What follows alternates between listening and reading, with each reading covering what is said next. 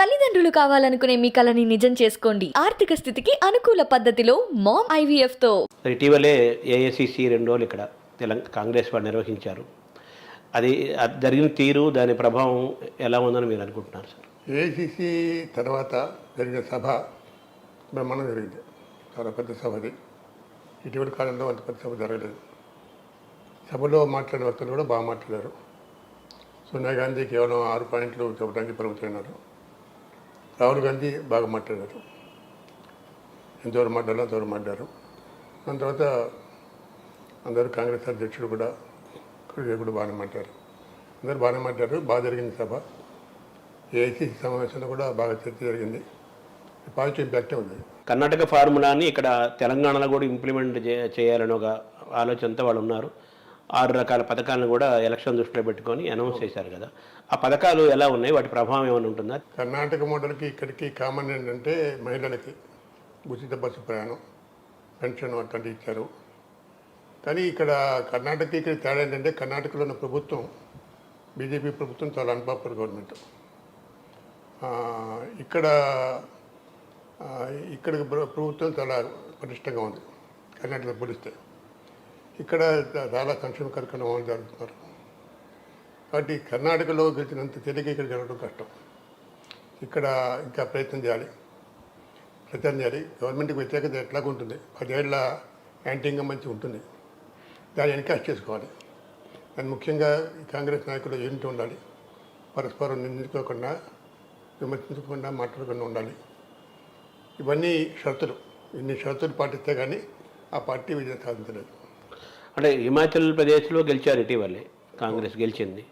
దాని తర్వాత మళ్ళీ కర్ణాటక గెలిచింది. హిమాచల్ ప్రదేశ్లో ఒక ఫార్ములాను ఎంచుకున్నారు. ఆ ఫార్ములా సక్సెస్ అయింది. కర్ణాటకలో ఇంకొక ఫార్ములా ఎంచుకున్నారు, అక్కడ సక్సెస్ అయింది. తెలంగాణలో వాళ్ళు ఎంచుకున్న ఫార్ములా మీకు ఏమైనా అర్థమవుతుందా? వాళ్ళు ఏమైనా ఫార్ములా అర్థమవుతుంది. అంటే ఇప్పుడు రైతులకు ఆల్రెడీ చేస్తున్నారు, మహిళలకు ఆల్రెడీ చేస్తున్నారు. ఇక ఏం చేయాలి అంటే చేస్తున్నాయి ఇంకా అదనంగా ఇవ్వాలి. ఇక రైతులకు ముఖ్యంగా ఇక్కడ యజమానులకే ఇస్తున్నారు, భూమి యజమానులకే ఇస్తున్నారు. ఇక్కడ కౌలు రైతులకి ఇవ్వట్ల, కౌలు రైతులకు ఇస్తూ ఉన్నారు. వ్యవసాయ కూలీలకి కౌలు రైతులకు కూడా ఇస్తూ ఉన్నారు. అది అదనం, అది కాంగ్రెస్ ఖాతాలో వస్తుంది.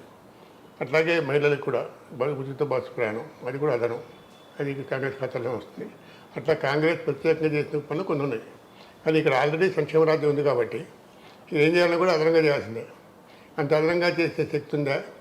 బడ్జెట్ సరిపోతుందా? బడ్జెట్ సరిపోతుందా హరీష్ రావు లాంటి వాళ్ళు అంటున్నారు. ఆల్రెడీ మీరు చేసిన వాగ్దానాన్ని అమలు చేయడానికి బడ్జెటే సరిపోదు, మీరు చేయలేని వాగ్దానాలు చేస్తున్నారు. ఎట్లాగో మీరు అడిగారు కాబట్టి సాధ్యంగానే ఆ వాగ్దానాలు చేస్తున్నారు అని అంటున్నారు. అది కాదని నిరూపించుకోవాలి. ఎక్కడేయాలి ఇది మనకు వచ్చే ఆదాయం, ఇది జరిగే ఖర్చు, ఇది ఇంత మిగులుతుంది, సంక్షేమానికి ఇంత పోతుంది, అభివృద్ధికి ఇంత మిగులుతుందని చెప్పగలగాలి. అది చెప్పట్లేదు కదా. చెప్పట్లేదు. అంటే లెక్కలే చెప్పాలి. చెప్పగలిగితే కానీ ప్రజలు కన్విన్స్ కాదు. ఎకనామిక్స్ చెప్పాలి. కేవలం నినాదాలతో పోతే కుదరదు. అవును. ఎందుకంటే ఊకదంపుడుగా ఏదో విధంగా ఓటర్లు అట్రాక్ట్ చేయడం కోసం అందరూ చేసే ఫార్ములా అనేది. కానీ మీరు అన్నట్టుగా ఏంటంటే మనకు ఇవి చేయాలంటే ఇంత బడ్జెట్ అవుతుంది, మనకున్న ఆదాయ వనరులు ఇంత ఆదాయ వనరులు, ఖర్చు ఇది, కాబట్టి మనకు ఇది చేయడానికి మనకి ఈ సోర్సెస్ ఉన్నాయి, లేకపోతే ఈ సోర్సెస్ ఐడెంటిఫై చేస్తాము అని స్టాటిస్టిక్స్ తోటి, ఎకనామిక్స్, ఆ ఇన్ఫర్మేషన్ తోటి ఇవ్వాలి. అది ఇస్తే మనకు ఒక నమ్మకం కుదురుతుంది. అయితే ఇప్పుడు మీరు అన్నట్టుగానే ఇప్పుడు కాంగ్రెస్ వారు ఇటీవలే కర్ణాటకలో ప్రభుత్వంలోకి వచ్చారు. వాళ్ళు కూడా సంక్షేమ అనౌన్స్ చేశారు, స్కీమ్స్ అనౌన్స్ చేస్తున్నారు. అయితే అక్కడ ఇప్పటికే ఆర్థిక సంక్షేమం దిశగా కర్ణాటక ప్రభుత్వం ఉంది. డబ్బుల పరంగా చాలా ఇబ్బంది పడుతున్నారు. ఏదో విధంగా ఎలక్షన్లో రావడం కోసము వాళ్ళు అనౌన్స్ చేశారు. ఇప్పుడు చాలా క్రైసిస్లో ఉంది గవర్నమెంట్ ఫైనాన్స్. లేకుండా కేంద్రం కూడా సేకరించాలి. కర్ణాటక ప్రభుత్వంతో కేంద్రం సేకరణ లేకపోవడంతో కష్టమవుతుంది. ఇది రేపు కాంగ్రెస్ ఇక్కడ వచ్చి అక్కడ బీజేపీ ప్రభుత్వం కంటిన్యూ అయితే అదే పరిస్థితి కాంగ్రెస్ ఇక్కడ కూడా. ఇక్కడ కాంగ్రెస్ వచ్చి అక్కడ కూడా ఏదైనా సంకీర్ణం వస్తే, ప్రతిపక్షాల కూటమి అధికారంలోకి వస్తే అది వేరే రకంగా ఉంటుంది. కాకపోతే ఈ సంక్షేమ పథకాలను అమలు చేయాలంటే, అభివృద్ధి కూడా చేయాలంటే కష్టం. కేంద్ర సహకారం ఉండాలి. కేంద్ర సహకారం కావాలి, నిధులు కూడా కావాలి. ఇప్పుడు మరి వాళ్ళు డబుల్ ఇంజన్ సర్కార్ అంటున్నారు కదా బీజేపీ. ఇప్పుడు ఈ డబుల్ ఇంజన్లో ఇప్పుడు కర్ణాటక ఫిట్ అవ్వదు కదా. డబుల్ ఇంజన్లో కర్ణాటక పోయింది కదా. హిమాచల్ ప్రదేశ్ కూడా డబుల్ ఇంజన్ వాళ్ళు ఎలక్షన్ జరిగినప్పుడు వాళ్ళు ఓడిపోయారు కదా. అవును. డబుల్ ఇంజిన్ సర్కార్ ఇప్పుడు మధ్యప్రదేశ్లో కాంగ్రెస్ గెలిచేటట్టున్నారు. అక్కడ డబుల్ ఇంజిన్ సర్కారే. అదే అదే డబుల్ ఇంజిన్ సర్కార్ వల్ల ప్రయోజనం లేదు. అంటే మధ్యప్రదేశ్ అంటే చాలా ఏళ్ళు అయింది కదా సార్, ఎక్కువ కాలం అయింది. చౌహాన్ మొన్న కాంగ్రెస్ వస్తే దాన్ని సింధియా డిఫెక్ట్ కావడం వల్ల పడిపోయింది గవర్నమెంట్. అవును అదే కమల్నాథ్ ప్రభుత్వం కంటిన్యూ కావచ్చు ఇప్పటిదాకా. అదే మన ఎలక్షన్తోనే కాంగ్రెస్ గెలిపించారు అనుకున్నాగా. అదే అదే అయితే ఇప్పుడు సార్, ఇప్పుడు మామూలుగా తెలంగాణ నినాదం అనేది ఎప్పటి నుంచో ఉంది, ఉద్యమాలు జరిగాయి. సరే కేసీఆర్ ఆయన ఉద్యమ సంస్థగా టీఆర్ఎస్ని స్థాపించి ఉద్యమం చేసి చాలామందిని కలుపుకొని సక్సెస్ అయ్యాడు. అని చివరిలో సోనియా గాంధీ వాడు కాంగ్రెస్ వాడు కూడా తెలంగాణ ఇవ్వక తప్పని పరిస్థితుల్లో ఇస్తే మేలు జరుగుతున్న లాభం జరుగుతున్న ఉద్దేశంతో రాహుల్ గాంధీ ప్రధానమంత్రి అవటము ఇవన్నీ జరగటం వాళ్ళు మెయిన్ ఆశయాలు కదా. కేవలం సోనియా గాంధీ వల్లనే తెలంగాణ ఏర్పడింది. తప్పని పరిస్థితి ఏం లేదు. తప్పు అంటే తప్పుకోవచ్చు. కొన్ని ప్రత్యేక పరిస్థితులు కలిసి రావడం వల్ల తెలంగాణ ఏర్పడింది. తెలంగాణ రావడానికి కేసీఆర్ ఒకటే కారకుడు కాదు, కేసీఆర్ ప్రధాన కారకుడు. కానీ దాని తర్వాత సోనియా గాంధీకి ఉంది, కోదండరామ్ ఉన్నాడు, అందరూ చాలామంది ఉన్నారు ప్రయత్నం చేసి ఒక్క కేసీఆర్ చేయలేదు ఉన్నారైతే. ఇప్పుడు ఆ కాంగ్రెస్ తెలంగాణ ప్రత్యేక రాష్ట్రాన్ని ఇచ్చిన ఇది పొందలేకపోయింది కదా కాంగ్రెస్ ఇన్నేళ్ళు. తెలంగాణ అంటే కాంగ్రెస్ తెలంగాణ ఇచ్చినప్పుడు ఏమనుకుందంటే టీఆర్ఎస్ కాంగ్రెస్తో విజయం అవుతుంది అనుకున్నారు. ఇటువంటి అభిప్రాయం కలిగింది. ఎందుకంటే కాంగ్రెస్ నిర్ణయం తీసుకున్న తర్వాత కేసీఆర్ కుటుంబం యావత్తు పోయి సోనియా గాంధీతో గ్రూప్ ఫోటో దిగారు. అది ఒక రకంగా ధన్యవాదాలు చెప్పే కార్యక్రమం లాగా. అవును. కాబట్టి అప్పటిదాకా కేసీఆర్ సోనియా గాంధీ కలిసి పోటీ చేస్తారని అనుకున్నారు. కానీ ఏదో తేడా వచ్చింది. అది కేసీఆర్ తప్పని అన్నాం, కాంగ్రెస్ నాయకులు తప్పే కావచ్చు. తేడా వచ్చి కేసీఆర్ ఒంటరిగా పోటీ చేయాలని నిర్ణయించుకున్నాడు, ధైర్యం చేశాడు, రిస్క్ తీసుకున్నాడు, గెలిచాడు. దాంతో నోళ్ళు బ్యాక్పడింది. ఇప్పుడు ఆ తెలంగాణ సెంటిమెంట్ను కేసీఆర్ బలంగా ఆయన నిలబెట్టుకున్నాడు. 2 సార్లు అధికారంలోకి వచ్చారు. రేపు ఒకసారి వస్తే మూడోసారికి హ్యాట్రిక్ కూడా సాధించే అవకాశం కూడా ఉంది.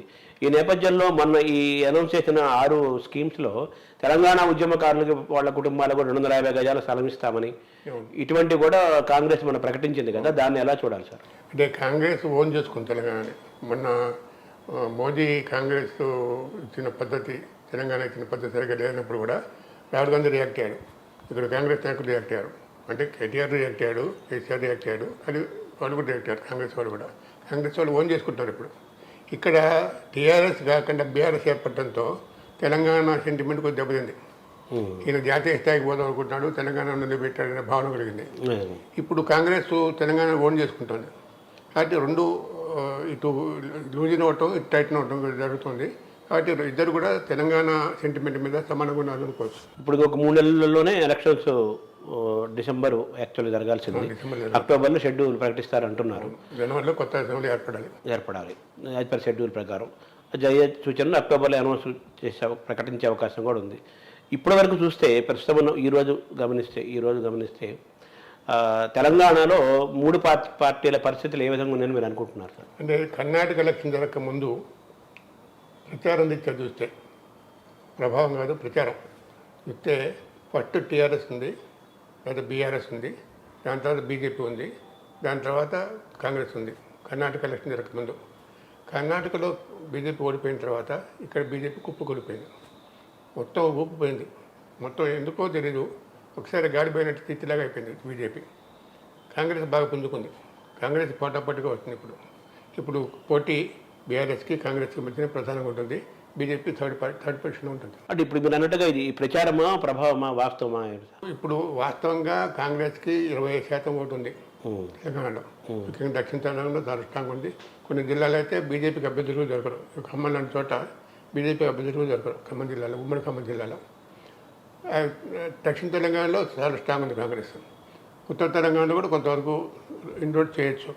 మొత్తం మీదకి టీఆర్ఎస్ బీఆర్ఎస్ బాగా బలంగా కనిపిస్తుంది. కార్యకర్తలు బాగా ఉంది, మంచి వక్తలు ఉన్నారు, చీఫ్ మినిస్టర్ గట్టిగా ఉన్నాడు, పార్టీ అధ్యక్షుడు కూడా తెలియనివాడు, మంచి మాటకారు. కాబట్టి ఆ పార్టీ పటిష్టంగానే ఉంది. కానీ దానికి పోటీగా కాంగ్రెస్ కూడా ఎదిగింది. ఇప్పుడు టీఆర్ఎస్ ఎదురుగా ఉన్న బీఆర్ఎస్ ఎదురుగా ఉన్న సవాళ్ళు ఏంటంటారు? ఎదుర్కొన్నది 10 years యాంటింగ్ మంచి, 9.5 years యాంటింగ్ మంచి. ఒకటి కుటుంబ పాలన అనే ఒక మాట వస్తుంది. కుటుంబంలో అందరూ మంచి వ్యక్తులే, కానీ కుటుంబ పాలన అనే ఒక మాట వస్తుంది. ఈ కుటుంబ సభ్యులకి అహంకారం ఉందనే మాట వస్తుంది. ఇవి తగ్గించుకోవాలి. ఇంకోటి, పార్టీ కార్యకర్తలనే కానీ పార్టీ నాయకులు కానీ లెక్క చేయరు, ఏకపక్షంగా వ్యవహరిస్తారు కేసీఆర్ అనే మాట ఉంది. పిల్లలు కూడా ధైర్యం చేయరు మాట్లాడటానికి, ఏకపక్షంగా నియంత్రణగా వ్యవహరిస్తారనే మాట ఉంది. అది కూడా పోగొట్టుకోవాలి. ఈ విధంగా నెగిటివ్ పాయింట్స్.